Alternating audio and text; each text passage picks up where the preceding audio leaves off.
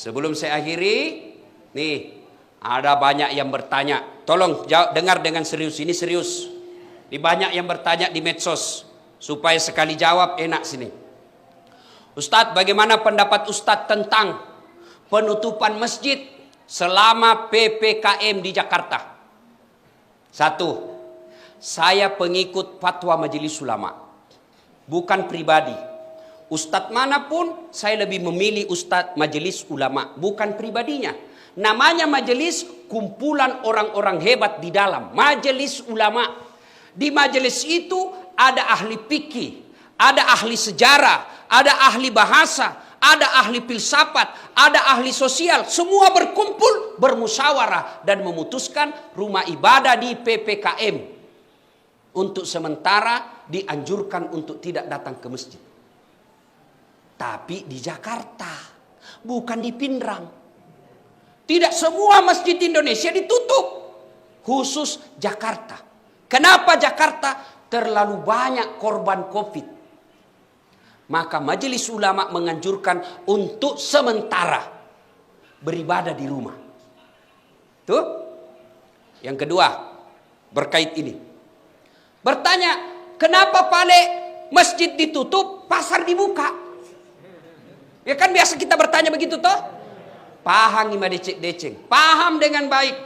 Semua fungsi-fungsi masjid boleh dipindahkan dan dilakukan di rumah. Saya ulang, semua fungsi-fungsi masjid boleh dipindah ke rumah dan dilaksanakan di rumah. Apa maksudnya? Sholat berjamaah boleh di rumah. Berdoa boleh di rumah. Ngaji boleh di rumah. Zikir boleh di rumah. Tapi fungsi-fungsi pasar tidak bisa kau pindahkan ke rumah. Mau beli beras, tidak ada beras, beli kau di rumahmu. Cocok kok pak belu berak kok. Habis gas, mau masak kebutuhan pokok, tidak ada.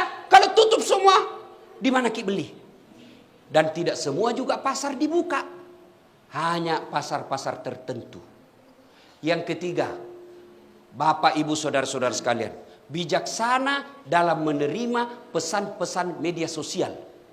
Karena ada pesan media sosial yang sentimen memang di-share saja yang benci-benci. Habis energi, habis tenaga hanya untuk berdebat. Yang keempat, kita berpesan kepada pemerintah untuk lebih serius lagi menangani COVID ini. Yang kelima, kepada saudara-saudara kami para pengusaha, kepada saudara-saudara kami para pengusaha, terutama mereka yang bergerak di bisnis alat kesehatan, tolong jangan jadikan COVID ini, jangan jadikan wabah ini sebagai ladang bisnis.